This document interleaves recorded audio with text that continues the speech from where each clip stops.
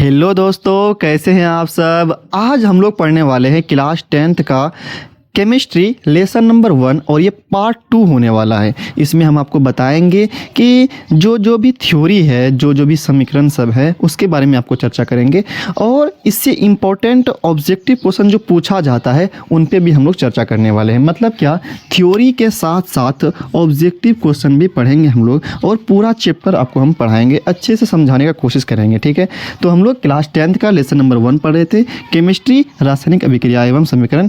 तो चलिए शुरुआत करते हैं। और अगर इससे पहले वाला वीडियो आप नहीं देखे हैं तो उसमें हम शुरुआत से बताए थे, बेसिक सब बात बताए थे, तो आप उनको भी देख सकते हैं। हम कमेंट बॉक्स में लिंक डाल देंगे। चलिए शुरुआत करते हैं वीडियो को।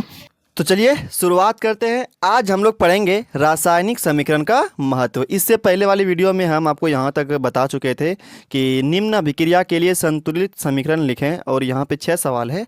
तो 6 सवाल को हम आपको अच्छे से समझा के बता दिए थे और इन सभी को संतुलित भी कर दिए थे। तो इसके आगे क्या है उसको आज हम लोग पढ़ेंगे। ठीक है, आप लोग लगातार वीडियो में बने रहिएगा, आपको सब बातें अच्छे से समझ में आ जाएगी।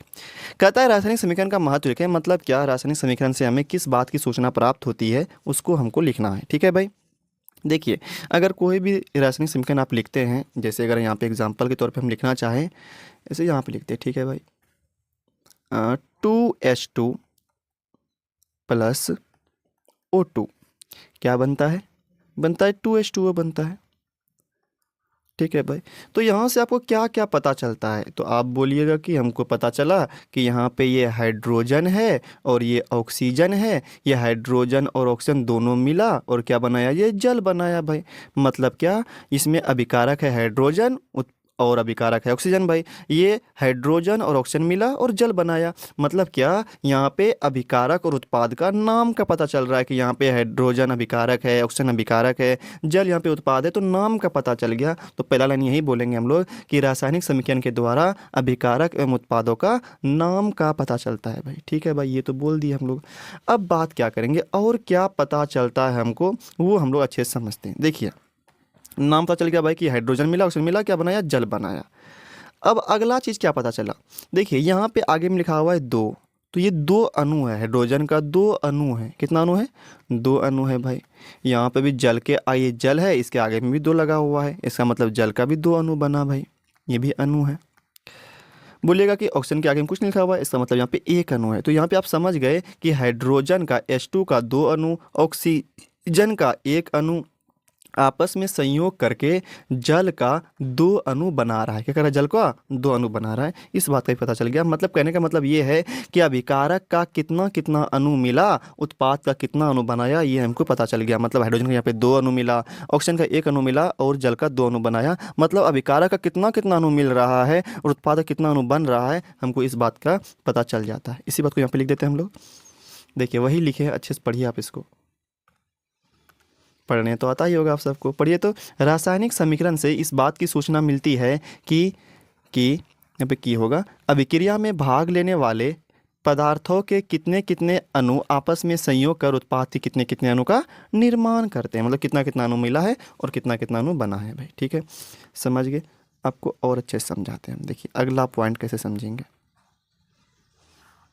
अब बात रहा कि और क्या पता चलेगा, तो आप बोलिएगा कि हमको ना यहाँ से द्रव्यमान का भी पता चल जाएगा। क्या चलेगा पता हमको? द्रव्यमान पता चलेगा। कैसे भाई? यहाँ पे 4 हाइड्रोजन है, 2 दूनी 4 हो जाएगा। इसका मतलब यहाँ पे हाइड्रोजन का 4 परमाणु है, तो एक परमाणु का द्रव्यमान होता है 1, तो यहाँ पे 4 है, तो कितना द्रव्यमान हो जाएगा इसका? हाइड्रोजन का द्रव्यमान हो जाएगा यहाँ पे 4 ग्राम। ठीक है भाई। ऑक्सीजन का द्रव्यमान होता है एक परमाणु का 16, ठीक है, 16 mu होता है, तो यहाँ पे 2 है तो कितना हो जाएगा? 16 दूनी 32 हो जाएगा। मतलब ऑक्सीजन का 32 हो जाएगा। ठीक है भाई, मतलब हाइड्रोजन 4 ग्राम, ऑक्सीजन 32 ग्राम मिला और जल कितना बनता है? यहाँ पे देखिए, तो यहाँ पे 4 हाइड्रोजन है तो 4 हो जाएगा इसका, और यहाँ पे ऑक्सीजन का हो जाएगा 2 ठो है ऑक्सीजन, तो यहाँ पे क्योंकि यहाँ पे 1 है, 1 गुना 2 तो 16 दूनी 32 हो जाएगा। मतलब 32 से कितना हो गया? 36 हो गया।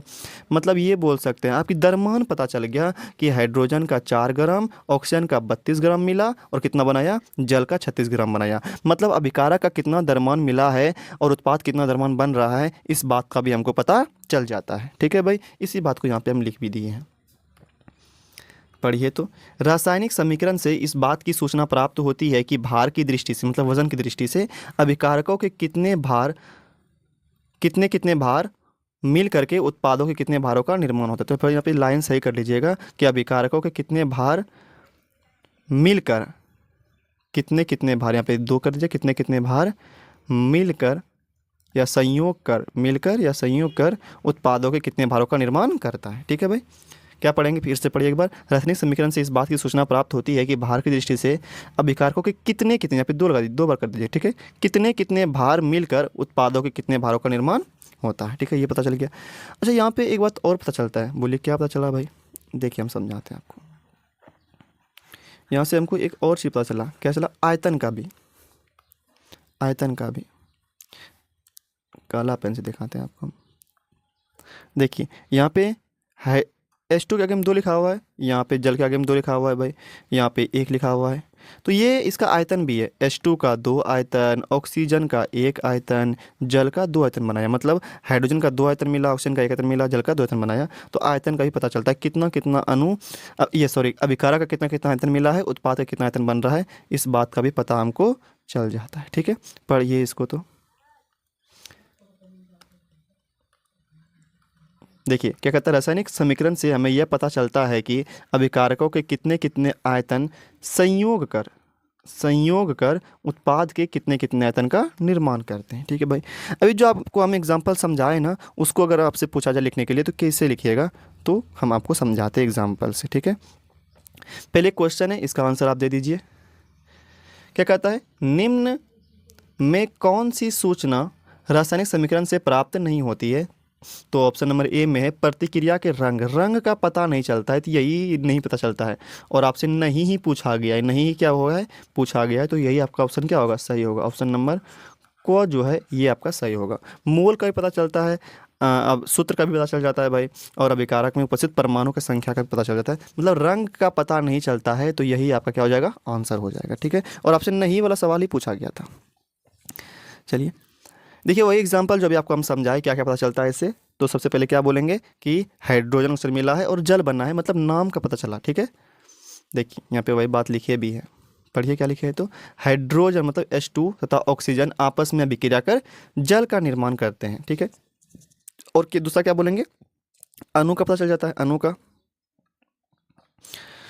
यहाँ देखिए ना, हाइड्रोजन का 2 अणु, ऑक्सीजन का एक अणु, जल का 2 अणु बनाता है। तो वही लिखे, हाइड्रोजन का 2 अणु, ऑक्सीजन के एक अणु से संयोग कर जल का 2 अणु बनाते हैं।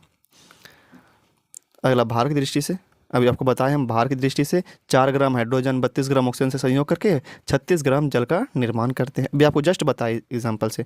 आयतन के आधार पे भी बोल सकते हैं हम लोग कि आयतन के विचार से 2 आयतन हाइड्रोजन, शुरू में जो लिखा हुआ है 2 लिखा हुआ है, यहाँ पे 1 लिखा हुआ है, यहाँ पे भी 2 लिखा हुआ है। तो यहाँ पे 2 आयतन हाइड्रोजन 1 आयतन ऑक्सीजन संयोग कर 2 आयतन जल का निर्माण करता है। ठीक है, तो इसी तरह आप बता सकते हैं। अच्छा, एग्जांपल हम दे देते हैं आपको लिखने के लिए, आप अपने से लिखिएगा इसका। ठीक है, N2 + 3H2 बनाता है 2NH3, मतलब नाइट्रोजन गैस और हाइड्रोजन गैस मिलकर बनाता है अमोनिया। आपको इससे मिलने वाला सोचना लिखना है। जिस तरह हम 2H2, ये 2H2 + O2 बना 2H2O, जैसे ये पिछले वाले का हम लिखें, इसी तरह क्या करना है आपको, इसका भी लिखना है। तो लिख पाइएगा। अच्छा, हम बता देते द्रव्यमान, बता देते कितना कितना द्रव्यमान होता है इसका। यहाँ पे नाइट्रोजन मिला, हाइड्रोजन मिला, क्या बना है, अमोनिया बना है। पहला तो पता चल गया भाई। अब यहाँ पे इस द्रव्यमान जो होता है, नाइट्रोजन द्रव्यमान होता है 1 का 14, कितना होता है 14, और हाइड्रोजन का होता है 1। मेन बात तो हम आपको बता दिए, बाकी अपने से बनाइए। ठीक है, चलिए आगे बढ़ जाते हैं।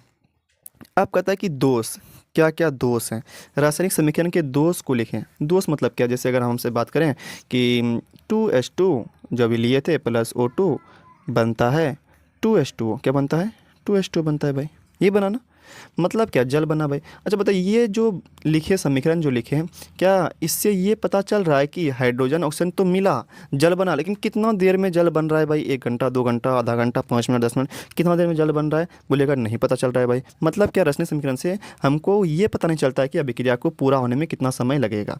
मतलब H2O2 मिल रहा है, लेकिन कितना देर में जल बनेगा हमको ये पता नहीं चलता है। तो इसका आंसर पहला लाइन में यही लिखेंगे। ठीक है भाई, क्या लिखेंगे, रासायनिक समीकरण से हमें निम्नलिखित बातों की जानकारी प्राप्त नहीं होती है। दोष मतलब क्या, जो जो बात पता नहीं चलता है। ठीक है, पहला क्या लिखेंगे, देखिए लिख दिया, वही जो आपको बोले भी, अभिक्रिया को पूरा होने में कितना समय लगेगा इस बात का पता नहीं चलता है। ठीक है भाई, अब देखिए जैसे आप ये भी बोल सकते हैं कि अभिक्रिया ऊष्मादायक है या ऊष्माशोषक, इस बात का भी पता नहीं चलता। जैसे अगर यहाँ पे लिखिएगा H2 प्लस O2 बनता है 2H2O, तो बोलिए तो इसमें ऊष्मा निकला या ऊष्मा का अवशोषण हुआ, पता चला कि नहीं क्या? क्योंकि यहाँ पे तो लिखा हुआ है ही नहीं कि ऊष्मा निकल रहा है या नहीं निकल रहा है भाई। लेकिन हमको पता है बहुत सारी अभिक्रिया में ऊष्मा निकलता भी है। जैसे अगर हम चूना लें, उसमें पानी मिला है, मतलब CO में पानी मिला है, जल मिला है, क्या बनता है? CH का होल 2 बनता है भाई। और हमको पता है कि इसमें बहुत ज़्यादा बर्तन गर्म हो जाता है, मतलब इसमें उष्मा निकला होगा। क्या इससे हमको पता चला अभिक्रिया से? क्या नहीं पता चला, सिमकिन से पता नहीं चलता है।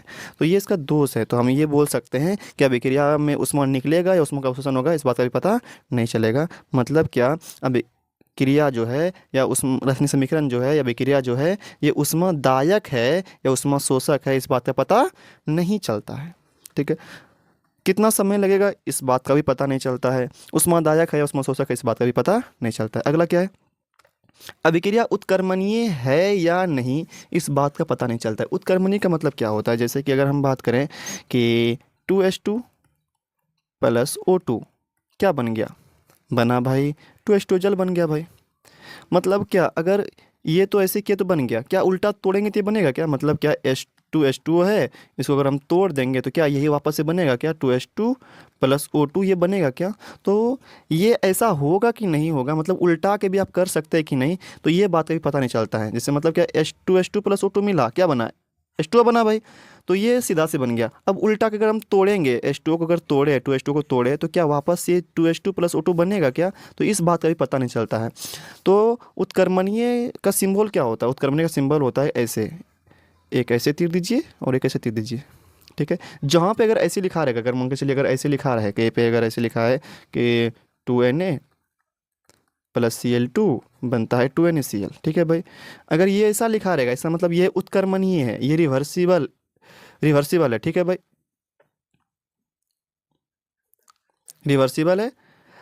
मतलब क्या, ये इधर से भी जा सकता है, Na प्लस Cl2 बना 2NaCl बना, और वापस इसको तोड़िएगा ना, जैसे मतलब क्या, अगर यहाँ पे ऐसे तोड़ेंगे इसको 2NaCl को, तो ये क्या टूट भी जाएगा, मतलब 2Na प्लस Cl2। मतलब क्या, अगर ऐसा किसी में रहेगा, ऐसा किसी में अगर रहेगा, तो इसका मतलब ये समझना है कि अगर इधर से अगर हम ये बना सकते हैं, तो उल्टा अगर तोड़ेंगे तो ये भी बन जाएगा। अगर ये कहीं पे लिखा हुआ रहेगा, अगर इसमें भी अगर ऐसा लिखा हुआ रहता, तीर ऐसे दे दिया रहता, एक तो ऐसे दिया रहता, तो हम समझ जाते कि ये उत्क्रमणीय है। ये क्या, ये उत्क्रमणीय है। मतलब क्या, 2H2 प्लस O2 बना 2H2O, तो उसको अगर तोड़ेंगे भी तो ये वापस से हमको मिल जाएगा। कहने का मतलब ये है। लेकिन क्या अगर कोई समीकरण लिखा हुआ रहे, तो इससे क्या पता चलता है? क्या नहीं चलता है पता, कि जैसे अभी आपको बताया कि 2H2 प्लस O2 बना भाई, तो 2H2 बना, मतलब इससे पता नहीं चलेगा कि अभी उसको पलटा के भी कर सकते हैं नहीं कर सकते हैं। तो वही लिखे यहाँ पे, उत्क्रमणीय है या नहीं पता नहीं चलता है। अगला कहता है कि अभिकारक तथा उत्पाद की भौतिक अवस्था का पता नहीं चलता है। मतलब ठोस है या द्रव है या गैस है, पता इसका नहीं चलता है। जैसे इसमें तो आप बता दीजिएगा हाइड्रोजन गैस है, ये ऑक्सीजन गैस है, और ये जल मतलब लिक्विड है, ये द्रव है भाई। ठीक है, ये बता दिए इसमें आप, ये तो आपको ये आप जानते थे पहले से कि हाइड्रोजन गैस नाम सुने हुए हैं। लेकिन बहुत सारी चीज़ ऐसे होगा, जैसे अगर हम आपसे पूछें कि BaCl2 प्लस Na2SO4, ठीक है, बनता है BaSO4 प्लस 2NaCl। बताओ इसमें कौन कौन है, कौन ठोस है, कौन द्रव है, कौन गैस है? तो इसमें आप नहीं बता पाइएगा। तो इसमें बताइए तो कि BaCl2 क्या है, ठोस है, द्रव है, गैस है, या Na2SO4 क्या है, या जलीय विलयन है, क्या है? पता चलेगा आपको कि नहीं पता चलता है। इसका मतलब ठोस द्रव गैस का पता नहीं चलता है। हाँ, इसमें इसलिए पता चला क्योंकि इसके बारे में आप पहले से जानते हैं। लेकिन अभिक्रिया को देख करके बता सकते हैं कि पता चल रहा है कि नहीं चल रहा है, नहीं चल रहा है पता। ठीक है, अगला क्या कहता है, अगला बोला जा रहा है रासायनिक अभिक्रिया को प्रभावित करने वाले कारकों या शर्तों का भी पता नहीं चलता है। मतलब क्या, कि उसमें कितना तापमान लग रहा है। जैसे अगर बात करें कि ये 2H2 प्लस O2 है, ठीक है भाई, बन रहा है 2H2O बन रहा है, समझ गए?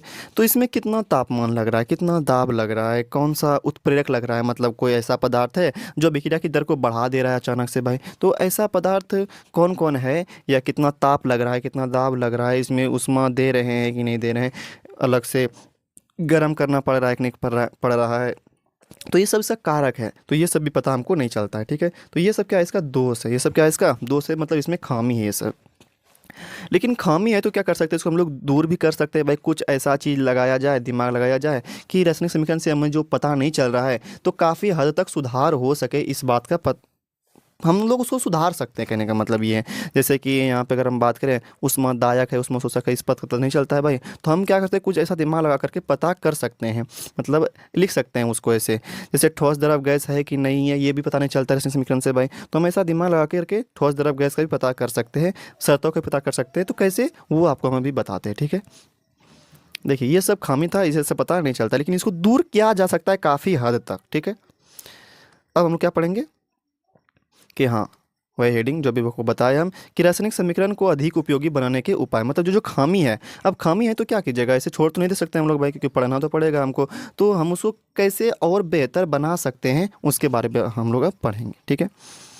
जैसे आपको क्या बताएं, अभी बताए कि हमको अवस्था के बारे में पता नहीं चलता है, अवस्था के बारे में पता नहीं चलता है, तो पता नहीं चलता है तो क्या हुआ भाई, अगर किसी को पता चल गया तो वो क्या करेगा, समीकरण के बगल में अगर कोई ठोस रहेगा, क्या रहेगा, अगर ठोस रहेगा, ठोस रहेगा तो ठोस इंग्लिश क्या होता है, सॉलिड होता है, नहीं होता है, सॉलिड होता है, तो उसके बगल में कोई एस लिख देगा भाई, एस में सॉलिड समझ जाएगा। अगर कोई द्रव होगा, क्या होगा, द्रव होगा, तो इंग्लिश क्या होता है उसका, लिक्विड होता है, तो बगल में एल लिख देगा, शुरू में एल आया तो एल लिख देगा।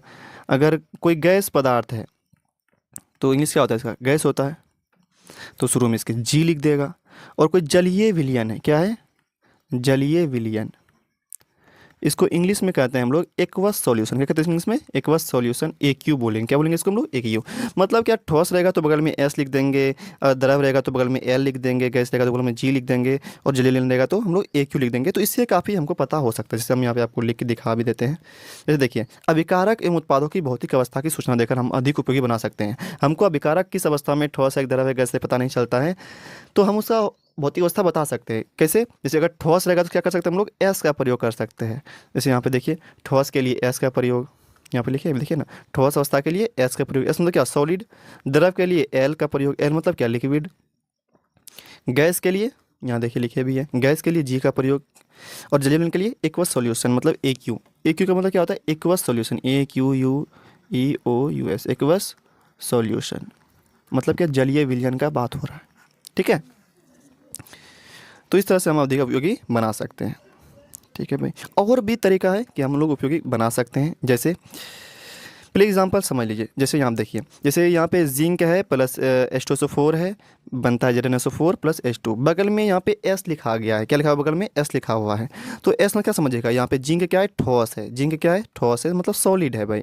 जैसे यहाँ पे सल्फ्यूरिक अम्ल है, तो सल्फ्यूरिक अम्ल के बगल में क्या लिखा हुआ है, AQ लिखा हुआ है, मतलब ये जलीय विलयन है, ये क्या है, ये सल्फ्यूरिक अम्ल जो है इसका ये जलीय विलयन है, जलीय, जलीय विलयन, समझ गए।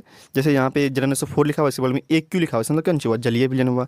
H2 बगल में क्या लिखा हुआ है, गैस लिखा, जी लिखा हुआ है, मतलब ये गैस है भाई। तो हम ये समझ गए कि अगर रासायनिक समीकरण में अगर उस पदार्थ के बगल में, अभिकारक के बगल में एस लिखा रहे समझ जाएंगे ठोस है, AQ लिखा रहेगा समझ जाएंगे जलीय विलयन है, जी लिखा रहेगा समझ जाएंगे गैस है, और एल लिखा रहे समझ जाएंगे हम लोग द्रव है, ठीक है। आगे बढ़ जाते हैं। अब देखिए क्या कहता है अगला पॉइंट, कहता है यदि अभिक्रिया में गैस मुक्त हो रहा हो तो अभी रासायनिक समीकरण में उसे गैस के अनुसूत्र के बगल में दाई और ऊर्ध्वमुखी तीर, मतलब ऊपर की ओर तीर का चिन्ह का प्रयोग करते हैं। मतलब क्या, जैसे कि अगर कोई अभिक्रिया में गैस मुक्त हो रहा हो, जैसे समझिए एग्जाम्पल से, जैसे यही एग्जाम्पल है, जिंक है, सल्फ्यूरिक अम्ल है, बनता है ZnSO4 और हाइड्रोजन गैस बनता है, तो इस अभिक्रिया में ये हाइड्रोजन गैस ना ये मुक्त हो रहा है, ये गैस जो है ये मुक्त हो रहा है भाई। तो हमको कहते हैं कैसे पता चलेगा, तो हम क्या करेंगे, उसके ऊपर क्या करेंगे, बाई ओर, नहीं सॉरी, दाई ओर, दाई ओर, दाई ओर, दाई ओर क्या करेंगे, बगल में तीर लगा देंगे, और ऊपर की ओर तीर, ये वाला तीर का प्रयोग करेंगे, ठीक है, ये वाला तीर बगल में क्या करेंगे हम लोग, दाई ओर तीर का प्रयोग करेंगे, ऊर्ध्वमुखी तीर का प्रयोग करेंगे, ऊपर की ओर तीर, तो समझ जाएगा कि ये क्या हो रहा है, गैस मुक्त हो रहा है। मतलब ये समझिए कि अगर कहीं पे अगर ऊपर की ओर तीर लगा हुआ दिख जाए तो समझिएगा कि वो गैस मुक्त हो रहा है, क्या हो रहा है, वो गैस मुक्त हो रहा है, ठीक है, क्या हो रहा है, वो गैस मुक्त हो रहा है। और अगर कहीं पे अगर नीचे की ओर अगर तीर देखिएगा, नीचे की ओर तीर देखिएगा, समझ जाइएगा वो अवक्षेप है, क्या है, वो अवक्षेप है, मतलब ये अविलय पदार्थ है, ये जल में घुलता नहीं है, ठीक है। ये समझ जाना है। अगर ऊपर की ओर तीर रहे तो गैस मुक्त हो रहा है, नीचे की ओर तीर रहे तो अवक्षेप है, मतलब ये जल में घुलता नहीं है, ये अविलय पदार्थ होता है। ठीक है, समझ गए इस बात को। मतलब अगर गैस मुक्त हो रहा हो तो हम लोग ऊपर की ओर तीर देते हैं। ठीक है, आगे देखिए। अब सवाल है, बताइए रासायनिक समीकरण में जलीय विलयन को किस प्रतीक द्वारा दर्शाया जाता है। तो अभी बताया, जलीय विलयन को इंग्लिश में कहते हैं हम लोग एक्वस सॉल्यूशन। क्या कहते हैं? एक्वस सॉल्यूशन कहते हैं। तो बताइए शॉर्ट में इसको क्या बोले थे? अभी हम बताए थे आपको ए क्यू। क्या बताए थे? ए क्यू। तो एस तो होता है ठोस के लिए, ये नहीं होगा। एल द्रव के लिए होता है, लिक्विड, ये नहीं होगा। जी गैस के लिए नहीं होता है, तो ये होता है। ठीक है, ए क्यू यही है जलीय विलयन। यही क्या है आपका जलीय विलयन। तो ऑप्शन नंबर सी आपका सही आंसर हो जाएगा। ठीक है, तो सी आपका क्या क्या हुआ? सही आंसर हो गया। यही ए क्यू आपका सही आंसर होगा। ठीक है, ऑप्शन नंबर सी। बढ़ जाएंगे, बढ़ जाते हैं आगे। और भी तरीका है उपयोगी बनाने का। जैसे यहाँ पे देखिए, अभी आपको जो हम बताएं कि अगर अभिक्रिया के फलस्वरूप उत्पाद में अवक्षेप प्राप्त हो तो ऐसी अवस्था में रासायनिक समीकरण के में उसे पदार्थ के अनुसूत्र से सटे धरातलमुखी मतलब उधोमुखी तीर मतलब नीचे की ओर 3 तीर चिन्ह का प्रयोग करते हैं। मतलब यहाँ पे देखिए, जैसे AgNO3 है, NaCl है, बनता है ये AgCl, ये श्वेत रंग का। और आपसे कलर ही पूछा जाएगा, बताइए AgCl जो बना ये श्वेत रंग का होता है, सिल्वर क्लोराइड नाम है इसका। तो ये अवक्षेप है, मतलब क्या ये जल में घुलता नहीं है, ये अविलय पदार्थ होता है। तो अगर कोई अविलय पदार्थ प्राप्त हो जाए तो उसके क्या करते हैं, उससे बगल में हम लोग नीचे की ओर तीर का प्रयोग करेंगे, तो समझ जाएगा इंसान कि वो क्या है, वो अवक्षेप है। क्या है? वो अवक्षेप है। अच्छा बताइए, यहाँ पे ए क्यू लिखा हुआ है, मतलब क्या हुआ? ये AgNO3 क्या है? जलीय विलयन है। यहाँ पे ए क्यू लिखा है, क्या हुआ? ये नमक का जलीय विलयन है। ठीक है, जैसे NaNO3 सोडियम नाइट्रेट, ये बगल में ए क्यू लिखा हुआ है, मतलब क्या हुआ? ये जलीय विलयन है। ठीक है भाई, लेकिन यहाँ पे AgCl के नीचे की ओर तीर लगा हुआ है, नीचे की ओर कहीं पे तीर लगा हुआ है, समझ जाइएगा कि वो अवक्षेप है। क्या है? वो अवक्षेप है। और ये भी पूछा जाता है क्वेश्चन कि यहाँ पे जो AgCl बना है इसका कलर कैसा होता है? सिल्वर क्लोराइड जो है इसका कलर कैसा होता है? बोलेंगे श्वेत रंग का होता है, सफ़ेद रंग का होता है, ये अवक्षेप है, इसीलिए इसके बगल में नीचे की ओर तीर का प्रयोग किया गया है। अच्छा, अभी आपको बताया कि अगर ऊपर की ओर अगर तीर रहता तो क्या होता? वो गैस मुक्त हो रहा होता। अगर ऊपर की ओर तीर लिखा रहे मतलब गैस मुक्त हो रहा है। लेकिन यहाँ पे क्या है, ये नीचे की ओर तीर है ना, तो इसका मतलब ये क्या होगा? नीचे की ओर तीर रहे तब ये क्या होता है? अवक्षेप होता है। क्या होता है? ये अवक्षेप होता है। ठीक है, समझ गए। देखिए अगला कहता है, यदि अभिक्रिया में ऊष्मा मुक्त हो रही हो तो रासायनिक समीकरण के अंत में प्लस का चिन्ह देकर ऊष्मा का मान लिख देते हैं, और यदि ऊष्मा अवशोषित होती है तब समीकरण के अंत में घटाव चिन्ह देकर ऊष्मा का मान लिख देते हैं। अभी आपको बताया ना कि ऊष्मा क्या हो रहा है, कि ऊष्मादायक है, ऊष्माशोषक है, पता नहीं चलता है। लेकिन अगर ऊष्मा रासायनिक समीकरण में क्या करें, अगर जोड़ लिख करके अगर ऊष्मा का मान लिखा रहे तो समझ जाइएगा कि इसमें ऊष्मा मुक्त हो रहा है। यहाँ पे देखिए, ये समीकरण है CH4, मीथेन गैस को जलाया गया ऑक्सीजन की उपस्थिति में, बना कार्बन डाइऑक्साइड, जल बना है, और 210 किलो कैलोरी उष्मा निकला है। तो ये 210 प्लस में लिखा हुआ है ना, तो प्लस में लिखा हुआ है, समझ जाना कि ये क्या हो रहा है? उष्मा मुक्त हो रहा है। उष्मा क्या हो रहा है? मुक्त हो रहा है। क्या हो रहा है? उष्मा मुक्त हो रहा है। और यही अगर माइनस लिखा हुआ है, जैसे यहाँ पे लिखा हुआ माइनस लिखा हुआ है 53.2 किलो कैलोरी, इसका मतलब ये क्या हो रहा है? उष्मा का अवशोषण हो रहा है। तो अगर प्लस लिखा रहे समझ जाइएगा उष्मा मुक्त हो रहा है, और अगर माइनस लिखा रहे समझ जाइएगा उष्मा का अवशोषण हो रहा है। ठीक है, ये सब भी अगर प्लस लिख करके माइनस लिख करके भी हम क्या कर सकते हैं, रासायनिक समीकरण को अधिक उपयोगी बना सकते हैं। आगे आइए, और क्या है देखिए, अगर रासायनिक समीकरण को अधिक सूचनात्मक बनाना है तो उस अभिक्रिया में क्या करते हैं हम लोग, शर्त को मतलब ताप दाब उत्प्रेरक को क्या करते हैं, तीर चिन्ह के ऊपर या नीचे लिख देते हैं हम लोग। जैसे यहाँ पे N2H2 है, N2+3H2 है, मतलब नाइट्रोजन गैस और हाइड्रोजन गैस मिलकर बनता है अमोनिया बनता है। भाई ये अमोनिया है, ये क्या है? ये अमोनिया है। तो अमोनिया तो बना, लेकिन इसमें क्या क्या शर्त था, मतलब क्या क्या इसमें देना पड़ा। जैसे यहाँ पे दाब देना पड़ा, वायुमंडलीय दाब देना पड़ा 150 से 200, ताप देना पड़ा यहाँ पे 450 डिग्री सेल्सियस से 550 डिग्री सेल्सियस ताप देना पड़ा। यहाँ पे उत्प्रेरक देना पड़ा। उत्प्रेरक वो होता है जो अभिक्रिया की दर को क्या करता है, बढ़ाया घटा देता है। जैसे यहाँ पे Fe और मोलिबेंडम उत्प्रेरक है। उत्प्रेरक का काम क्या होता है, ये अभिक्रिया में भाग तो नहीं लेता है लेकिन अभिक्रिया की दर को बढ़ा या घटा देता है, उसको ही कहते हैं हम लोग उत्प्रेरक कहते हैं। क्या कहते हैं, जैसे देखते हैं ना कि अंडा में क्या करते हैं, अगर अंडा उबालना हो तो हम लोग क्या करते हैं, पानी में नमक मिला देते हैं। तो नमक क्या करता है, वो उत्प्रेरक का काम करता है। ये क्या करता है, अभिक्रिया की दर को बढ़ा देता है, मतलब अभिक्रिया को उत्प्रेरित कर देता है।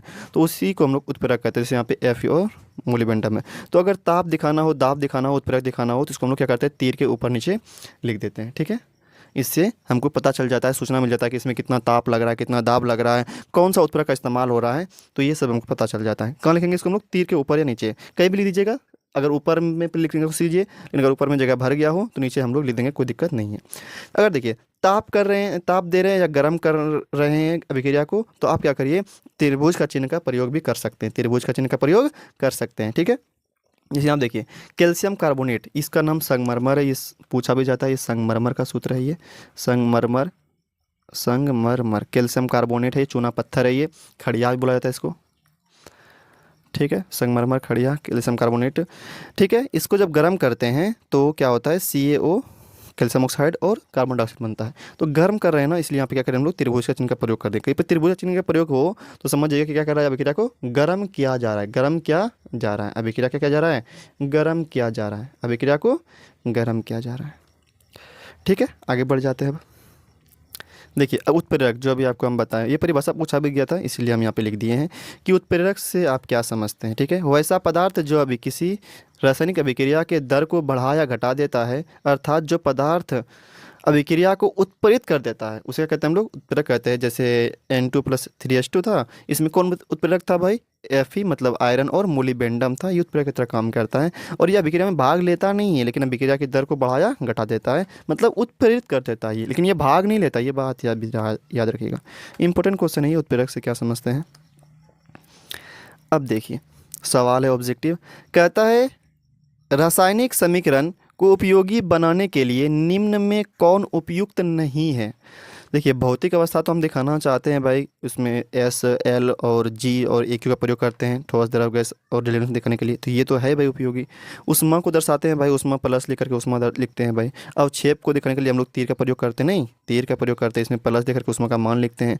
इसको दिखाने के लिए, अवस्था दिखाने के लिए सॉलिड के लिए S का प्रयोग करते हैं, लिक्विड के लिए L का, गैस के लिए G का, जलीय के लिए हम लोग AQ का प्रयोग करते हैं। लेकिन सूत्रों को मातृभाषा मतलब घरेलू भाषा में जो लिखते हैं उसको लिखना जरूरी नहीं है, तो ये नहीं ही पूछा गया है, नहीं है, नहीं है, नहीं है, नहीं है, तो ऑप्शन नंबर घ ही इसका सही आंसर हो जाएगा, ठीक है। मातृभाषा में लिखना कोई जरूरी नहीं है। आगे बढ़ जाते हैं। कहता है निम्नलिखित अभिक्रियाओं को परिभाषित करें। अब जो पढ़ेंगे हम लोग ना अभिक्रिया सब, ये बहुत ही इंपॉर्टेंट अभिक्रिया होने वाला है, इंपॉर्टेंट, बहुत ही ज़्यादा इंपॉर्टेंट अभिक्रिया होगा ये, ठीक है। जो अभिक्रिया सब भी हम लोग पढ़ेंगे ये सभी इंपॉर्टेंट अभिक्रिया है, एग्जाम में ये बार बार अभिक्रिया पूछा जाता है। तो चलिए शुरुआत करते हैं। देखिए सबसे पहले पढ़ेंगे हम लोग संयोजन अभिक्रिया, इसको इंग्लिश में कहते हैं हम लोग कॉम्बिनेशन रिएक्शन, ठीक है। उसके बाद पढ़ेंगे वियोजन अभिक्रिया, इसको हम लोग इंग्लिश में कहते हैं डिस्कम्पोजिशन रिएक्शन। फिर ऊष्माक्षेपीय अभिक्रिया एक्सोथर्मिक रिएक्शन, ऊष्माशोषी अभिक्रिया इंडोथर्मिक रिएक्शन। उसके बाद है विस्थापन अभिक्रिया डिस्प्लेसमेंट रिएक्शन, और द्विविस्थापन अभिक्रिया डबल डिस्प्लेसमेंट रिएक्शन, ठीक है। ये सभी इंपॉर्टेंट अभिक्रिया और भी है, अभी दिखाते हैं आपको। अवक्षेपण अभिक्रिया क्या है, अवक्षेपण अभिक्रिया, इसको इंग्लिश में कहते हैं प्रिसिपिटेशन रिएक्शन। और अगला है उदासीनीकरण अभिक्रिया, इंग्लिश में न्यूट्रलाइजेशन रिएक्शन। फिर है उपचयन मतलब ऑक्सीडेशन, और अगला क्या होगा, अपचयन होगा, क्या होगा अगला, अपचयन, इंग्लिश में इसको रिडक्शन कहते हैं। फिर होगा रेडॉक्स अभिक्रिया, आ गया रेडॉक्स अभिक्रिया, इसको इंग्लिश में रेडॉक्स रिएक्शन ही कहा जाता है, ठीक है।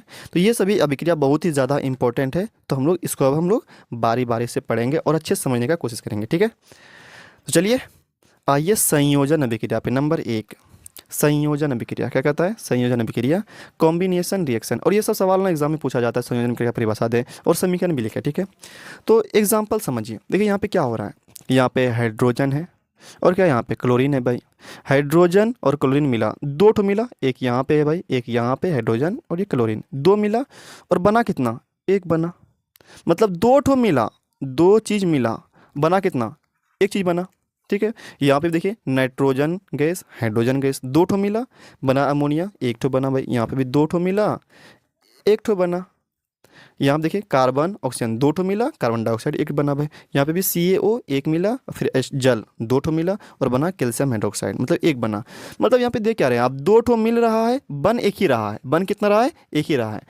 तो ऐसा रासायनिक अभिक्रिया जिसमें दो या दो से अधिक अभिकारक मिले लेकिन एक ही पदार्थ बने, एक ही उत्पाद बने। संयोजन का नाम क्या होता है? संयोजन का मतलब होता है संयोग करना, जुड़ना, जुटना।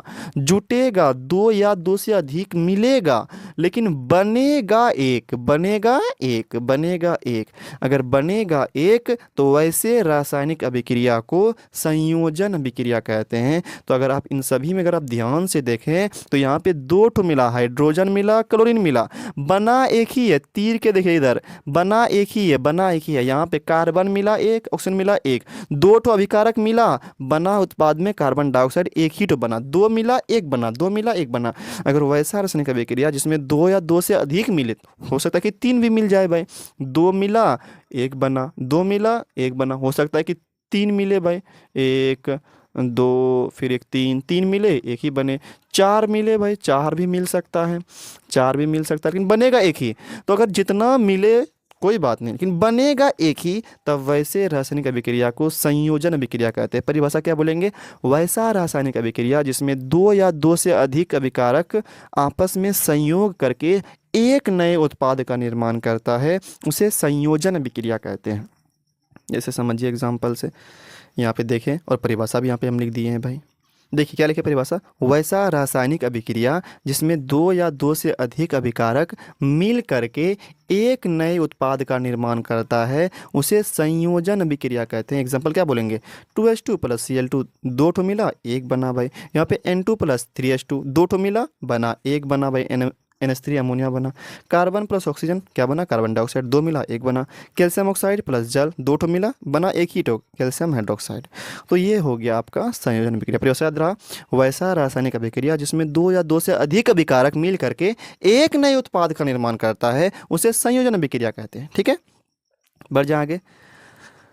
अब देखिए परिभाषा पढ़ लिए, अब क्वेश्चन आ गया ऑब्जेक्टिव। बताइए तो क्या होगा? ऐसी अभिक्रिया जिसमें दो या दो से अधिक अभिकारक मिलकर एकल उत्पाद का निर्माण करते हैं, मतलब दो या दो से अधिक मिला, लेकिन एकल मतलब एक ही उत्पाद बना रहा है, एक ही उत्पाद बना रहा है, उसको क्या कहेंगे? विस्थापन? नहीं भाई, संयोजन अभिक्रिया कहते हैं। हाँ बिल्कुल सही, इसको हम लोग संयोजन अभिक्रिया ही कहते हैं। अगर दो या दो से अधिक अभिकारक मिलेगा और एकल उत्पाद बनाएगा, मतलब एक ही उत्पाद बनेगा। दो ठो अभिकारक मिला, बनाया एक ही उत्पाद, मतलब क्या? तीन अभिकारक मिला, दो या दो से अधिक, दो से अधिक भी हो सकता है, लेकिन बनेगा एक ही, एकल उत्पाद बनेगा। मतलब इधर साइड, इस साइड में इसको उत्पाद कहते हैं हम लोग, और इधर एक ही तो बनेगा, तो वो क्या होगा? वो होगा संयोजन अभिक्रिया। क्या होगा वो? संयोजन अभिक्रिया। ठीक है, तो ऑप्शन नंबर क्या हो जाएगा इसका? ऑप्शन नंबर बी सही हो जाएगा। क्या हो जाएगा? ऑप्शन नंबर इसका बी सही हो जाएगा, संयोजन अभिक्रिया ये होगा। ठीक है, आगे बढ़ जाए, बढ़ जाते हैं आगे। अगला अगला कहता है, यहाँ पे देखिए अगला 2Mg + O2, 2Mg + O2 क्या बनता है? 2MgO बनता है। यह किस प्रकार का उदाहरण है? किस प्रकार का उदाहरण है? ठीक है, मतलब यहाँ पे देखिए दो अभिकारक मिला, एक 2Mg + O2, मतलब दो ठो मिला और बना कितना? एक बना है भाई। 2MgO मैग्नीशियम ऑक्साइड बना, एक ही बना, मतलब दो अभिकारक मिला एक उत्पाद बना है। तो बताइए कौन सा विक्रिया होगा ये? तो बोलेगा संयोजन विक्रिया होगा भाई। ऊपर में लिखा है वियोजन, ऑप्शन नंबर ए में वियोजन नहीं होगा। उपचयन अपचयन नहीं होगा भाई। विस्थापन अभिक्रिया ये भी नहीं होगा। संयोजन अभिक्रिया, हाँ ये सही आंसर होगा, संयोजन अभिक्रिया। ये क्या होगा? संयोजन अभिक्रिया होगा। ऑप्शन नंबर डी इसका सही आंसर है। ठीक है, क्योंकि यहाँ पे दो ठो मिला है और एक ही बना है। अच्छा, ऑप्शन नंबर बी ना हो सकता था अगर ये अपचयन यहाँ पे ना रहता, तो ये आपको हम बताएंगे कैसे, लेकिन यहाँ पे अपचयन है ना, इसीलिए यहाँ पे ये वाला ऑप्शन नहीं होगा। बात समझे? तो आपका सही आंसर जो होगा ये ऑप्शन नंबर डी, संयोजन अभिक्रिया, ये सही आंसर है। ठीक है, क्योंकि यहाँ पे दो ठो मिला है और एक ही उत्पाद बना है, मैग्नीशियम ऑक्साइड। आगे बढ़ जाए, बढ़ जाते हैं आगे। अगला बताइए इसका आंसर क्या होगा? आप अपने से बताइए। निम्नलिखित समीकरण है, मतलब H2 + Cl2 है, बनता है 2HCl, मतलब यहाँ पे दो अभिकारक है और बना है एक ही उत्पाद। दो ठो मिला, बना एक ही उत्पाद। तो ऐसा रासायनिक अभिक्रिया जिसमें दो अभिकारक मिल रहा है और बन एक ही उत्पाद रहा है, तो कैसा अभिक्रिया कहलाएगा? अपघटन मतलब वियोजन ये नहीं होगा भाई। संयोजन होगा, हाँ बिल्कुल संयोजन ही होगा। इसमें दो अभिकारक मिला एक उत्पाद बना, तो ये संयोजन अभिक्रिया ही होगा। ऑप्शन नंबर इसका बी आंसर सही होगा। ठीक है, बढ़ जाए आगे।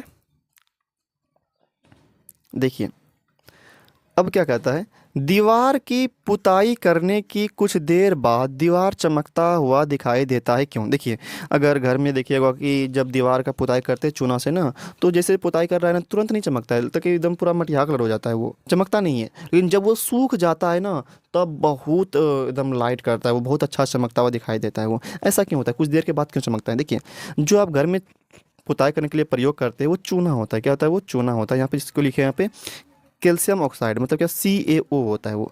जब उसमें घर में चूना लाए दुकान से खरीद करके, CaO, उसमें जब हम पानी मिलाते हैं, मतलब क्या, जल मिलाते हैं, H2O मिलाते हैं, तो क्या बनता है? वो बनता है CaOH का होल 2, मतलब बूझा चूना बन जाता है। क्या बनता है? वो बूझा चूना बनता है। ठीक है भाई, कैल्शियम हाइड्रोक्साइड बनता है। और साथ ही साथ बर्तन गर्म भी हो जाता है भाई, उसमें भी निकलता है। मतलब क्या समझे यहाँ पे आप? सबसे पहले आप क्या किए, दुकान गए, चूना लाइए, CaO लाते हैं आप, खली चूना लाते हैं, इसमें आप जल मिलाएं तो क्या बनता है? कैल्शियम हाइड्रोक्साइड बनता है। ठीक है भाई, समझ गए इस बात को। अब इसी कैल्शियम हाइड्रोक्साइड जो है, ये यहाँ पे नीचे देखिए, नीचे देखिए, वही चीज़ यहाँ पे लिखे हैं हम। CaO कैल्शियम ऑक्साइड चूना लाए, इसमें आप जल मिलाए, H2O जल मिलाए, तो क्या बनता है? CaOH का होल 2 बनता है भाई। ठीक है, बूझा चूना बनता है। इसको हम लोग कैल्शियम हाइड्रोक्साइड भी कहते हैं। और साथ ही साथ वो बर्तन गर्म भी हो जाता है, मतलब उष्मा भी निकलता है उस दौरान। ठीक है भाई। अब यही जो कैल्शियम हाइड्रोक्साइड है, इसी का प्रयोग हम लोग दीवार की पुताई करने में करते हैं। जैसे दीवार की पुताई करने में कर दिए भाई, ठीक है, तो आसपास में, दीवार के आसपास में जो हवा है, तो हवा में क्या रहता है? Carbon dioxide. क्या रहता है हवा में? कार्बन डाइऑक्साइड रहता है। तो ये जो आप दीवार में पुताई किए, ये बूझा चूना जो है, कैल्शियम हाइड्रोक्साइड जो है, ये बूझा चूना, दीवार में उपस्थित जो बूझा चूना है, वो वातावरण में मौजूद कार्बन डाइऑक्साइड जो है, उससे क्या करता है? अभिक्रिया करता है और बनाता है कैल्शियम कार्बोनेट, मतलब संगमरमर बनाता है। क्या बनाता है? संगमरमर बनाता है। क्वेश्चन पूछा भी जाएगा, बताइए संगमरमर का फॉर्मूला क्या होता है? CaCO3 होता है। ठीक है भाई। और यही अगर कैल्शियम कार्बोनेट बनता है ना, तो इसी कारण क्या होता है? दीवार चमकता हुआ दिखाई देता है, पतला परत बन जाता है कैल्शियम कार्बोनेट का दीवार के ऊपर। ठीक है, मतलब क्या, अगर कैल्शियम कार्बोनेट बना तो दीवार आपको चमकता हुआ दिखाई दिया। असल बात में होता क्या है कि जो आप ये जो पोताई किए थे ना, क्या कहते, पोताई जो किए थे, तो कैल्शियम हाइड्रोक्साइड था भाई। लेकिन ये दीवार में जो जैसे दिए आप, तो वातावरण में जो कार्बन डाइऑक्साइड था ना, तो ये कार्बन डाइऑक्साइड से अभिक्रिया करने में ही ये लेट हो जाता है, इसी में देरी हो जाती है। मतलब क्या, कैल्शियम हाइड्रोक्साइड जो दीवार में पोताई किए, वो दीवार में उपस्थित कैल्शियम हाइड्रोक्साइड बुझा चूना, वो वातावरण में मौजूद कार्बन डाइऑक्साइड से अभिक्रिया करने में ही लेट कर देता है, देरी कर देता है। इसीलिए देर से कैल्शियम कार्बोनेट बनता है, और देर से कैल्शियम कार्बोनेट बनेगा तो दीवार क्या होगा? देर से ही चमकेगा। बस में इसलिए दिखिएगा, जब सूख जाता है ना, तब अच्छे से चमकता है। मतलब कार्बन डाइऑक्साइड से जब अच्छा सा विक्रिया कर लेगा, तब वो चमकेगा। तो ये कार्बन डाइऑक्साइड से विक्रिया करने में ना क्या होता है? देरी हो जाता है, इसलिए वो देर से चमकता है। फिर से कहानी समझिए एक बार। क्या हुआ भाई? सबसे पहले आप कली चूना बाजार से लाए, उसमें आप जल मिलाए, तो क्या बना भाई? वो क्या बना? दोनों से मिलकर क्या बना? वो बना बूझा चूना। क्या बना? वो बूझा चूना। इसी का इस्तेमाल आप दीवार की पुताई करने में करते हैं। ठीक है भाई। अब दीवार की पुताई कर दिए भाई। अब दीवार की पुताई जो किए, तो वो दीवार में उपस्थित कैल्शियम हाइड्रोक्साइड जो है, वो क्या करेगा? वातावरण में मौजूद कार्बन डाइऑक्साइड से, मतलब CO2 से अभिक्रिया करेगा, और यही अभिक्रिया करने में थोड़ा देर हो जाता है। ठीक है, देर जो होता है ना, देर जो होता है, देरी जो होता है, तो देरी से ही कैल्शियम कार्बोनेट बनता है, और कैल्शियम कार्बोनेट के कारण क्या होता है? दीवार चमकता हुआ दिखाई देता है। तो इसीलिए कैल्शियम कार्बोनेट कुछ देर से बनता है ना, इसलिए दीवार भी आपको कुछ देर के बाद ही चमकता हुआ दिखाई देता है। साथ ही साथ उस दौरान जलवाष्प बनता है, जल नमी बनता है, तो यहाँ पे बगल में जल भी लिख दिए। ठीक है, इसी को भाषा में कैसे लिखेंगे हम लोग, समझिए। क्या लिखें? सर्वप्रथम कैल्शियम ऑक्साइड, मतलब CaO, जल के साथ अभिक्रिया कर कैल्शियम हाइड्रोक्साइड, मतलब CaOH का होल 2 बनाता है, जिसका प्रयोग हम लोग दीवार की पुताई करने में करते हैं। अब कैल्शियम हाइड्रोक्साइड वातावरण में उपस्थित कार्बन डाइऑक्साइड के साथ अभिक्रिया कर कैल्शियम कार्बोनेट, मतलब संगमरमर बनाता है। कैल्शियम कार्बोनेट के कारण ही दीवार चमकता है, क्योंकि कैल्शियम कार्बोनेट बनने में ही कुछ देरी हो जाती है, इसलिए दीवार कुछ देर के बाद चमकता हुआ दिखाई देता है।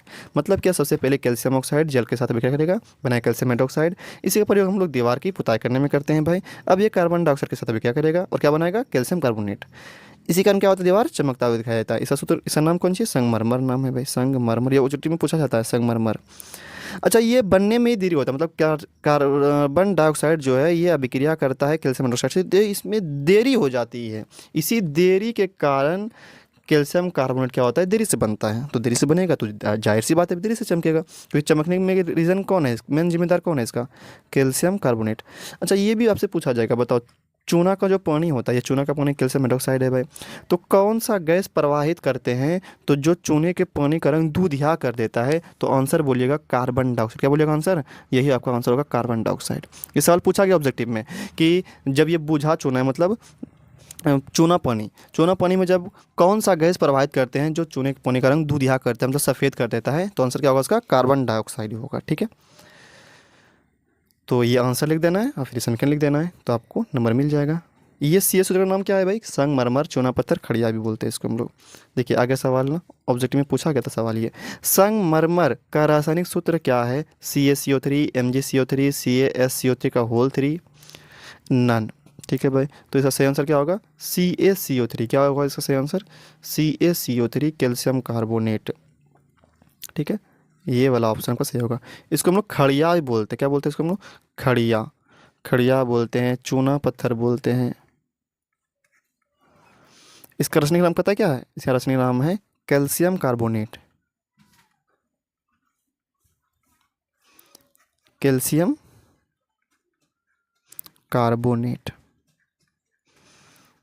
ठीक है, तो ऑप्शन नंबर क्या हो जाएगा आपका, ऑप्शन नंबर आपका ए वाला सही आंसर हो जाएगा। ठीक है, आगे बढ़ जाए, बताइए वो समझ में आ रहा है कि नहीं आ रहा है भाई, बिल्कुल आ रहा है, चलिए अच्छी बात है, आगे बढ़ते हैं।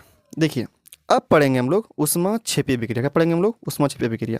अच्छा अभी आप पढ़े, क्या पढ़े भाई, चूना लिए थे आप, चूना CaO लिए थे, उसमें पानी मिलाए थे। ठीक है भाई, चूना में पानी मिलाए, जल मिलाए, तो क्या बना था, CaOH का होल 2 मतलब बुरा चूना बना था। उस दौरान देखिएगा घर में भी आप, जब चूना में आप पानी मिलाते हैं तो क्या होता है, खौलने लगता है, क्या लगता है, वो खौलने लगता है, मतलब गर्म हो जाता है वो, मतलब उस दौरान उष्मा भी निकलता है। तो पहले शब्द देखिए उष्मा भी लिख दिए हैं। तो जिस रासायनिक अभिक्रिया में उत्पाद भी बनेगा और साथ साथ में उष्मा भी निकलेगा, क्या निकलेगा, उष्मा भी निकलेगा, ऊर्जा भी निकलेगा, उस रासायनिक अभिक्रिया को उष्मा क्षेपीय अभिक्रिया कहते हैं। क्या कहते हैं उसको हम लोग, उष्मा क्षेपीय अभिक्रिया कहते हैं। देखिए ना यहाँ पे चूना लिए, पानी मिला है, तो इस दौरान क्या बना, कैल्शियम हाइड्रोक्साइड बना, लेकिन साथ ही साथ वो बर्तन गर्म हो जाता है, वो खौलने लगता है। चूना में पानी मिलाते क्या होता है, वो खौलने लगता है, गर्म हो जाता है बर्तन, मतलब कि उष्मा भी निकला ना, तो यहाँ पे उत्पाद के साथ साथ उष्मा भी निकल रहा है। तो जिस अभिक्रिया में उष्मा निकलेगा उस अभिक्रिया को हम लोग उष्मा क्षेपीय अभिक्रिया कहते हैं। जैसे यहाँ नीचे में भी देखिए मीथेन गैस है, नाम क्या है इसका, मीथेन। ये मीथेन गैस है, जब इसको ऑक्सीजन की उपस्थिति में जलाते हैं तो कार्बन डाइऑक्साइड बनता है, जल बनता है और ऊर्जा भी निकलता है, मतलब उष्मा के रूप में ऊर्जा भी निकलता है। तो अगर उष्मा निकल रहा है, ऊर्जा निकल रहा है, तो ये क्या कहलाएगा, ये उष्मा क्षेपीय अभिक्रिया कहलाएगा। तो जिस अभिक्रिया में उष्मा के साथ साथ उत्पाद के साथ साथ उष्मा भी निकलता हो उसे हम लोग उष्मा क्षेपीय अभिक्रिया कहते हैं। ठीक है भाई, तो इसका परिभाषा क्या बोलेंगे हम लोग, यहाँ पे लिख दिए, देखिए वैसा रासायनिक अभिक्रिया जिसमें उत्पाद के साथ साथ उष्मा भी उत्पन्न होता है उसे उष्मा क्षेपीय रासायनिक अभिक्रिया कहते हैं। ठीक है, ये हो गया, आगे बढ़ जाए।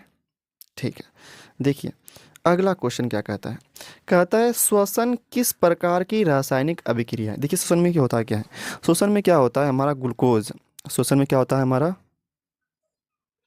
ग्लूकोज, ग्लूकोज क्या होता है, ऑक्सीजन की उपस्थिति में टूट करके, उसकी उपस्थिति में टूट करके कार्बन डाइऑक्साइड, जल और ना उष्मा के रूप में ऊर्जा भी मुक्त करता है। क्या करता है, उष्मा के रूप में ऊर्जा भी मुक्त करता है। श्वसन की विक्रिया में ये होता है, श्वसन की विक्रिया में क्या होता है, जो भी हम खाना खाते हैं तो वो हमारे शरीर में ग्लूकोज बनता है, क्या होता है, वो ग्लूकोज बनता है। और जो भी हम सांस लेते हैं ना, ऑक्सीजन लेते हैं, सांस में क्या होता है, ऑक्सीजन होता है भाई, तो वो ऑक्सीजन क्या करता है, हमारे खाए हुए भोजन में से जो ग्लूकोज बना है उस ग्लूकोज को तोड़ता है। सबसे पहली बात क्या, हम खाना खाएं, हमारे शरीर में ग्लूकोज बना है और हम सांस लिए हैं, ऑक्सीजन लिए हैं भाई, तो वो ऑक्सीजन क्या करता है, हमारे खाना में जो भोजन में ग्लूकोज था, जो ग्लूकोज बना था हमारे शरीर में, उस ग्लूकोज को तोड़ता है और क्या बनाता है भाई, कार्बन डाइऑक्साइड बनाता है, जल बनाता है और उष्मा के रूप में ऊर्जा मुक्त करता है। मतलब क्या, हमारे शरीर में ना श्वसन की प्रक्रिया जब होती है तो उस दौरान हमारे शरीर में उष्मा भी निकलती है, उष्मा के रूप में ऊर्जा निकलती है। इसीलिए तो हमारा बॉडी गर्म रहता है। अगर आप अपना शरीर छू के देखिएगा ना तो आपका बॉडी गर्म है भाई। क्यों, क्योंकि आपके शरीर में श्वसन की प्रक्रिया हुई है और उस दौरान उष्मा भी निकलती है। अच्छा, आपसे पूछा जाए, बताओ, अगर जो शोषण नहीं करता है तो क्या उसका उसके शरीर में उष्मा नहीं निकलेगा? तो बोलेंगे नहीं निकलेगा भाई। तो जैसे मरा हुआ इंसान के शरीर में उष्मा नहीं निकलता है, तो उसका मरा हुआ इंसान का जो बॉडी होगा वो क्या होगा, ठंडा होता है, उसमें गर्मी नहीं पाया जाएगा। लेकिन हम सब जो जिंदा इंसान है, तो हम सबका शरीर गर्म रहता है, क्योंकि हम सबके शरीर में शोषण की प्रक्रिया होती रहती है और इस दौरान उष्मा भी निकलता है। तो शोषण में भी उष्मा निकलाना, तो उष्मा निकला तो क्या कहलाएगा? उष्मा क्षेपी अभिक्रिया कहलाएगा। तो बताइए, उपचयन अभिक्रिया, संयोजन अभिक्रिया, ऊष्माक्षेपी, ऊष्माशोषी। तो यहाँ पे ऊष्माक्षेपी अभी हम लोग पढ़े हैं तो ऊष्माक्षेपी लगाएंगे। लेकिन ये उपचयन भी है, तो हम लोग बाद में बताएंगे, ठीक है? अभी जब पढ़ेंगे उपचयन ना, तब बताएंगे आपको। लेकिन अभी हम क्या पढ़े, ऊष्माक्षेपी के बारे में पढ़े हैं, तो ऊष्माक्षेपी लगाएंगे, ठीक है? ऊष्माक्षेपी अभिक्रिया। वैसे ये उपचयन अभिक्रिया भी है, लेकिन आपको अभी हम जब पढ़ाएंगे तो ये बताएंगे कैसे उपचयन अभिक्रिया है। लेकिन अभी आप क्या पढ़े, आप ऊष्माक्षेपी पढ़े, तभी आप ऊष्माक्षेपी टिक लगेगा, ठीक है? इन ऑप्शन में जो रहे, उपचयन रहे या ऊष्माक्षेपी रहे, तो वो दोनों आंसर सही होगा। यहाँ पे उपचयन भी सही है, लेकिन अभी आप इसके बारे में जानते नहीं है ना, तो मत लगाइए। अभी आप ऊष्माक्षेपी को टिक लगाइए। बस में आया, ठीक है? अगले सवाल पे आते हैं।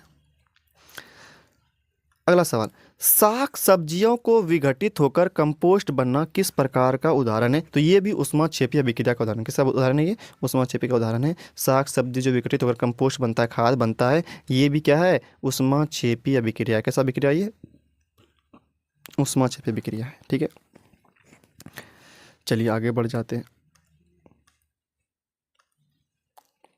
देखिए, कहता है शोषण एक ऊष्माक्षेपी अभिक्रिया है क्यों? शोषण एक ऊष्माक्षेपी अभिक्रिया है क्यों? अभी आपको बताएं हम। ये ग्लूकोज है, ये क्या है ये भाई? ग्लूकोज।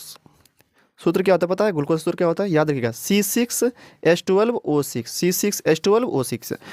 श्वसन अभिक्रिया में क्या होता है? ग्लूकोज को तोड़ता है कौन? जो हम सांस में ऑक्सीजन लिए, जो हमारे शरीर में जो ग्लूकोज बना है, जो भी हम खाना खाते हैं ना, तो हमारे शरीर में ग्लूकोज बनता है, ठीक है भाई? ग्लूकोज बनता है, तो ग्लूकोज को तोड़ता कौन है? जो हम सांस में ऑक्सीजन लेते हैं, वही ऑक्सीजन इस ग्लूकोज को तोड़ता है और क्या बनाता है? कार्बन डाइऑक्साइड, जल और ऊर्जा के रूप में ऊष्मा उत्पन्न करता है। मतलब ऊष्मा के रूप में ऊर्जा उत्पन्न करता है, ठीक है? क्योंकि यहाँ पे उत्पाद में साथ साथ क्या बना? ऊष्मा भी बना है ना, इसीलिए ऊष्माक्षेपी अभिक्रिया होगा। अच्छा, ये अभिक्रिया है कौन? ये कौन प्रक्रिया? ये ऊष्माक्षेपी अभिक्रिया हो जाएगा। ये शोषण अभिक्रिया है। कैसी अभिक्रिया है ये? शोषण अभिक्रिया है ये। तो शोषण अभिक्रिया में होता क्या है? शोषण अभिक्रिया में ये ग्लूकोज जो है, ये ग्लूकोज जो है, इसको तोड़ता है कौन भाई? ऑक्सीजन तोड़ता है और क्या बनाता है? कार्बन डाइऑक्साइड, जल और ऊर्जा के रूप में ऊष्मा मुक्त करता है। तो चूंकि यहाँ पे ऊष्मा बना ना, इसीलिए इसको क्या कहा जाता है? ऊष्माक्षेपी अभिक्रिया भी कहते हैं हम लोग, ठीक है? समझ में आ गया? इसी को बसाना के यहाँ पे लिख दी भी दिए हैं। तो अगर आपसे पूछा जाए, बताओ श्वसन किसी अभिक्रिया है? ये ऊष्माक्षेपी अभिक्रिया होगी, ठीक है? तो क्योंकि श्वसन अभिक्रिया में ग्लूकोज ऑक्सीजन की उपस्थिति में टूट करके क्या क्या बनता है? कार्बन डाइऑक्साइड, जल और ऊर्जा के रूप में ऊष्मा उत्पन्न करती है, इसीलिए श्वसन एक ऊष्माक्षेपी अभिक्रिया है, ठीक है? यहाँ पे भी समीकरण भी लिख देना होगा आपको। यहाँ पे ये ग्लूकोज है, ये ग्लूकोज ऑक्सीजन की उपस्थिति में टूट गया, क्या बनाया? कार्बन डाइऑक्साइड, जल और ऊष्मा के रूप में ऊर्जा भी मुक्त करती है। क्योंकि ऊष्मा बनाया ना, तो जिस अभिक्रिया में ऊष्मा निकलता है उसको हम लोग ऊष्माक्षेपी अभिक्रिया कहते हैं, ठीक है? आगे बढ़ जाए अब, ठीक है? आगे बढ़ जाते हैं। देखिए, अब वियोजन अभिक्रिया क्या पढ़ेंगे हम लोग? वियोजन। देखिए, वियोजन मतलब होता है टूटना। क्या होता है? टूटना। वियोजन मतलब क्या होता है? टूटना। इसमें क्या होगा? टूटेगा, एक चीज टूटेगा और बनेगा दो या दो से अधिक। दो या दो से अधिक, दो भी बन सकता है भाई। या एक चीज टूटेगा, तीन भी बन सकता है भाई, तीन भी बन सकता है, चार भी बन सकता है। मतलब टूटेगा एक ही। वियोजन मतलब टूटना, वियोजित होना। इसका एक और नाम है, इसका एक और नाम क्या है? अपघटन। इसका एक और नाम क्या है? अपघटन। इसका एक और नाम क्या है? अपघटन। अपघटन नाम है। तो मतलब क्या? टूटेगा एक, लेकिन बनेगा दो या दो से अधिक। बनेगा दो या दो से अधिक।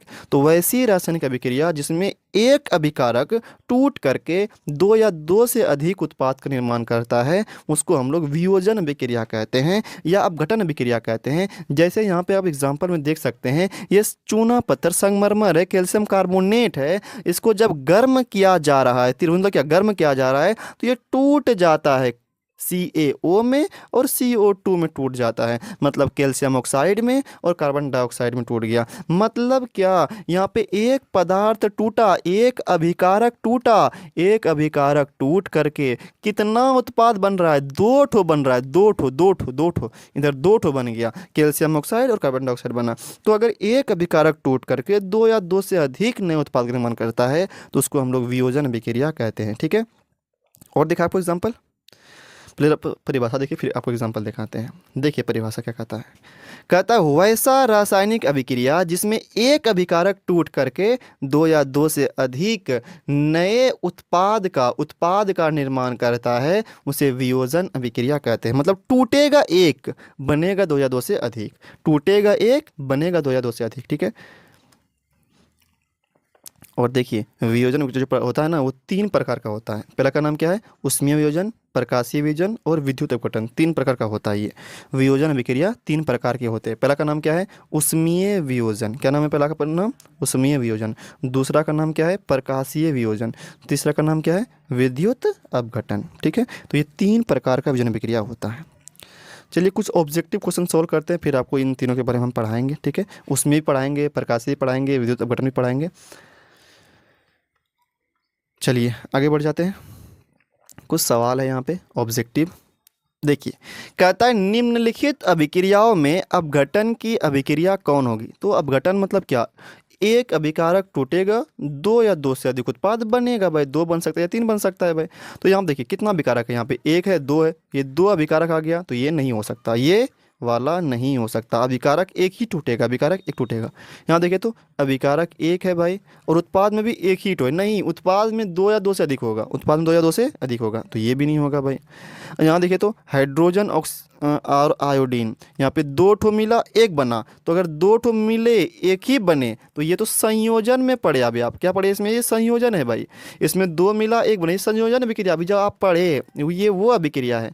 लेकिन यहाँ पे पूछ क्या रहा है, यहाँ पे पूछ रहा है अपघटन मतलब क्या, वियोजन। अपघटन का मतलब क्या होता है, वियोजन होता है। वियोजन में क्या होता है, वियोजन में एक टूटता है, 2 बनेगा, 2 बनेगा, क्या बनेगा, 2 बनेगा। वियोजन में एक टूटेगा और 2 ठो बनेगा, या 2 से ज़्यादा बन सकता है।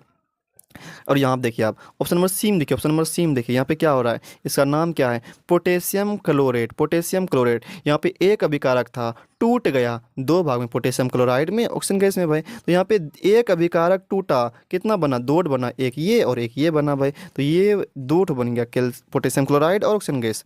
तो अभिकारक एक ही था, पोटेशियम क्लोरेट, एक अभिकारक था, टूटा कितना में, 2 में टूटा भाई। उत्पाद 2 बनाया, पोटेशियम क्लोराइड ऑक्सीजन गैस बनाया, तो 2 उत्पाद बना, एक अभिकारक टूटा। तो ये क्या हो जाएगा, ये वियोजन अभिक्रिया हो जाएगा। इसी का एक और नाम क्या है, अपघटन। क्या नाम है इसका एक और, अपघटन अभिक्रिया, ठीक है।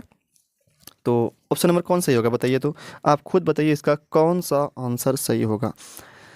ऑप्शन नंबर सी के साथ कितने लोग जा रहे हैं, तो जो जा रहे हैं उसका सही आंसर होगा ऑप्शन नंबर सी। अच्छा आपसे पूछा बताइए ये डी जो है ये कौन सा अभिक्रिया होगा, तो बोलिएगा इसमें 2 अभिकारक मिला, 1 बन रहा है भाई, तो ये कौन सा अभिक्रिया होगा, ये हो जाएगा संयोजन। ये क्या हो जाएगा, ये संयोजन अभिक्रिया है, जो अभी आप पढ़े कॉम्बिनेशन रिएक्शन, ठीक है, संयोजन अभिक्रिया है ये, ठीक है। अगला क्या है, उष्मीय वियोजन। अभी आपको बताए थे हम, क्या बताए थे कि 3 प्रकार का वियोजन अभिक्रिया होता है। अभी यहाँ आप देखिए ना, यहाँ बताए थे ना 3 प्रकार का वियोजन अभिक्रिया होता है। पहला का नाम क्या है, उष्मीय वियोजन। दूसरा का नाम क्या है, प्रकाशीय वियोजन। तीसरा का नाम क्या है, विद्युत अपघटन। सिंपल सा सब है, आपको हम बताते हैं। देखिए उष्मीय वियोजन में क्या होगा, वियोजन तो होगा, मतलब एक अभिकारक टूटेगा 2 या 2 से अधिक उत्पाद में, लेकिन उष्मा के कारण टूटेगा वो। प्रकाशीय में क्या होगा, वियोजन तो होगा लेकिन प्रकाश के कारण होगा भाई, सूरज के कारण होगा, रोशनी के कारण होगा। विद्युत बटन, अब बटन तो होगा, विजन तो होगा, लेकिन किसके कारण होगा भाई, विद्युत द्वारा प्रभावित करने पर होगा। तो यही है तीनों, इसके बारे में आइए डिटेल से पढ़ते हैं हम लोग। देखिए उष्मीय वियोजन मतलब क्या, वियोजन तो होगा लेकिन किसके कारण होगा, ये उष्मा के कारण होगा। तो वैसा रासायनिक अभिक्रिया जिसमें उष्मा के कारण एक अभिकारक टूट करके 2 या 2 से अधिक उत्पाद बनाता है, उसे हम लोग उष्मीय वियोजन अभिक्रिया कहते हैं, ठीक है। जैसे यहाँ पे देखिए ना, यहाँ पे वियोजन हो रहा है भाई, एक चीज़ टूटा 2 बना, कितना बना, 2 बना, तो ये उष्मीय, ये वियोजन अभिक्रिया हो जाएगा भाई। अब किसके कारण टूटा, यहाँ पर देखिए गर्म कर रहे हैं, क्या कर रहे हैं आप, गर्म कर रहे हैं। गर्म करना मतलब क्या, उष्मा देना। त्रिभुज का मतलब क्या होता है, गर्म कर रहे हैं आप, गर्म मतलब क्या भाई, उष्मा देना। तो उष्मा दिए तब ना टूटा, उष्मा दिए तब ना टूटा, तो ये उष्मा के कारण ये टूटा, इसलिए क्या हो जाएगा, ये उष्मीय वियोजन हो जाएगा। मतलब CaCO3 को गर्म किए, उष्मा दिए, तब ये क्या हो गया, ये टूट गया। किसमें टूटा, ये टूटा कैल्शियम ऑक्साइड में और कार्बन डाइऑक्साइड में, तो ये क्या हो जाएगा, उष्मीय वियोजन हो जाएगा, ठीक है। ऐसे लेड नाइट्रेट, लेड नाइट्रेट नाम क्या है इसका, lead nitrate, lead nitrate, lead nitrate, ठीक है। जब इसको गर्म करते हैं, उष्मा देते हैं, ये टूट जाता है लेड ऑक्साइड में, नाइट्रोजन डाइऑक्साइड में और ऑक्सीजन गैस में, ऑक्सीजन गैस में, ठीक है भाई। तो ये ऑक्सीजन गैस में तीन तीन में टूट गया, कितना टूटा, तीन तीन में। ये लेड ऑक्साइड बना, नाइट्रोजन डाइऑक्साइड बना, ऑक्सीजन गैस बना। तो यहाँ पे एक ही अभिकारक था, ये एक टूटा, तीन भाग में टूटा, तो ये विघटन विक्रिया हुआ। लेकिन ये किसके कारण टूटा, ये गर्म किए तब ना टूटा है ये, तो ये गर्म करने पर टूटा, उष्मा देने पर टूटा, तो इसीलिए क्या कहलाएगा, ये उष्मीय वियोजन कहलाएगा। अगर उष्मा के कारण वियोजन विक्रिया हो रहा है तो उसको कहते हैं हम लोग उष्मीय वियोजन विक्रिया कहते हैं। और पता है यहाँ से ना क्वेश्चन पूछा भी जाता है, ठीक है। यहाँ से क्वेश्चन क्या पूछा जाता है भाई, कि जब लेड को गर्म करते हैं ना तो क्या क्या बनता है, तो लेड ऑक्साइड बना, नाइट्रोजन डाइऑक्साइड बना और ऑक्सीजन गैस बना। क्या क्या बना, पीबीओ बना, लेड ऑक्साइड, नाइट्रोजन डाइऑक्साइड और ऑक्सीजन गैस, तीन तीन चीज़ बनता है इसमें। लेड ऑक्साइड, इसका पीबीओ का नाम क्या है, लेड ऑक्साइड, नाम इसका लेड ऑक्साइड, लेड ऑक्साइड नाम है इसका, ठीक है। इसका नाम क्या है, नाइट्रोजन डाइऑक्साइड, नाइट्रोजन डाइऑक्साइड, ठीक है, डाइऑक्साइड, ऐसा नाम कौन सी है, ऑक्सीजन गैस है, ठीक है। तो यहाँ से क्वेश्चन पूछा जाता है। पहले परिभाषा पढ़ लेते हैं, उष्मीय वियोजन की परिभाषा क्या होगा। उष्मा के कारण होने वाले वियोजन अभिक्रिया को उष्मीय वियोजन कहते हैं। मतलब वियोजन तो होगा लेकिन उष्मा के कारण होगा, मतलब एक अभिकारक टूटेगा दो या दो से अधिक उत्पाद में, लेकिन किसके कारण, उष्मा के कारण। यहाँ पे देख रहे एक अभिकारक था, टूट गया, दो उत्पाद में टूटा, किसके कारण टूटा, किसके कारण टूटा, ये अरे ये गलती लगे कि उष्मा कारण ना, इसलिए क्या कहलाएगा, उष्मीय वियोजन कहलाएगा, ठीक है। परिभाषा लिखे, लिख देते हैं, देखिए सिंपल सा परिभाषा है, उष्मा के कारण होने वाले वियोजन अभिक्रिया को उष्मीय वियोजन अभिक्रिया कहते हैं। आपको हम ऑब्जेक्टिव क्वेश्चन दिखाते हैं पहले, देखिए अगला क्वेश्चन वही वाला, क्या कहता है, निम्न में से कौन सा उत्पाद लेड नाइट्रेट को गर्म करने पर प्राप्त होता है। अभी जस्ट पढ़ा है आपको, ये लेड नाइट्रेट है, ये लेड नाइट्रेट है, ये क्या है, ये लेड नाइट्रेट है। इसको गर्म किया, क्या बना था, lead oxide, nitrogen dioxide, oxygen gas, तीन बना था ना। तो यहाँ पे जो ऑप्शन में रहेगा लगा देंगे हम लोग, lead oxide, nitrogen dioxide, oxygen gas. देखिए तो क्या है ऑप्शन में भाई, पढ़िए सभी को पढ़िए। ऑक्सीजन गैस तो था, नाइट्रोजन डाइऑक्साइड भी था भाई, नाइट्रोजन डाइऑक्साइड और नाइट्रोजन नहीं, ये नाइट्रोजन नहीं था तो ये नहीं होगा, नाइट्रोजन डाइऑक्साइड ऑक्सीजन गैस दोनों था, तो ये ऑप्शन नंबर डी सही आंसर होगा, ठीक है। इसमें दोनों था भाई, ऑप्शन नंबर एक में खाली ऑक्सीजन गैस है, ये नहीं होगा। बी नाइट्रोजन डाइऑक्साइड है, ये नहीं, भी नहीं होगा, दोनों था ना, दोनों था, तो ऑप्शन नंबर डी में दोनों है, तो ये भी होगा, ठीक है। ऑप्शन नंबर डी आंसर इसका सही आंसर होगा। आगे बढ़ जाते हैं, देखिए एक चीज़ और जान लीजिए, अभी आपको हम बताए थे कि यहाँ पे देखिए, आइए उसी पे आइए, अभिक्रिया पे आइए, यहाँ देखिए ये लेड नाइट्रेट था, जब इसको गर्म किए थे प्रकनली में ना, करते हैं ना, जब ये लेड नाइट्रेट है भाई, इसको जब गर्म किया जाता है प्रकनली में, लेड नाइट्रेट को जब प्रकनली में गर्म किया जाता है तब ना एक धुआं, उस दौरान धुआं भी निकलता है, जब गर्म करते हैं उसको धुआं निकलता है, और वो धुआं का जो रंग होता है ना वो भूरा रंग का होता है। किस रंग का होता है वो, भूरा रंग का। तो बताओ वो कौन सा गैस है, तो वो है नाइट्रोजन डाइऑक्साइड। कौन सा गैस है वो, नाइट्रोजन डाइऑक्साइड। तो वो उसी का रंग भूरा होता है, क्या होता है, उसी का रंग भूरा होता है, ठीक है। तो ये भी याद रखिए, जब प्रकनली में लेड नाइट्रेट गर्म किया जाता है तो उसमें धुआं भी निकलता है, भूरा रंग का धुआं निकलता है। तो वो कौन सा भूरा रंग का धुआं है, क्या, वो है नाइट्रोजन डाइऑक्साइड। वो क्या है, नाइट्रोजन डाइऑक्साइड। तो ये भी याद रखिएगा, ठीक है।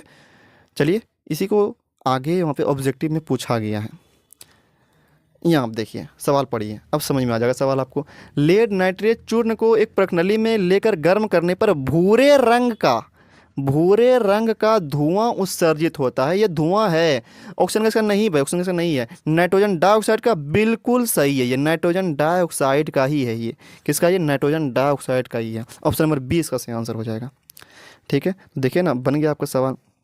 तो और भी है इसके आगे, प्रकाशीय वजन है, लेकिन और भी बहुत सारा पीडीएफ हम बना दिए हैं इसके बारे में, पूरा चैप्टर ही ख़त्म कर दिए हैं पीडीएफ बना करके। तो हम ये पूरा वीडियो बना देंगे, लेकिन आज का देखते हैं कि ये बहुत लंबा वीडियो होने वाला है, 1 घंटा पुरने वाला है। तो आज क्या करते हैं, इसको हम लोग यहीं पर रहने देते हैं, कहाँ पे, इसी सवाल को पे रहने देते हैं। उसमें जो आज पढ़ लिया हम लोग। तो अगर यहाँ तक अगर आप देखें ना तो वीडियो पसंद आया ही होगा आपको, तभी तो यहाँ तक आप देखे हैं। तो वीडियो को लाइक कर दीजिए और चैनल को सब्सक्राइब कर दीजिए, ठीक है। और अगर कोई आपका दोस्त पढ़ रहा हो, भाई पढ़ रहा हो, तो उसको शेयर भी कर दीजिए ताकि उसको भी फ़ायदा हो सके, ठीक है। यहाँ पे हम आपको सभी पढ़ा देंगे और अच्छे से समझने का कोशिश करेंगे। तो चलिए रहते आज यहाँ तक, और एक प्यारा सा कमेंट भी कर दीजिएगा, ठीक है, कि वीडियो कैसा लगा, कैसा समझ में आ रहा है कि नहीं आ रहा है। अगर यहाँ तक देखें ना तो आप कमेंट करिए, ठीक है। तो मिलते हैं हम लोग अब अगले वीडियो में इसके आगे।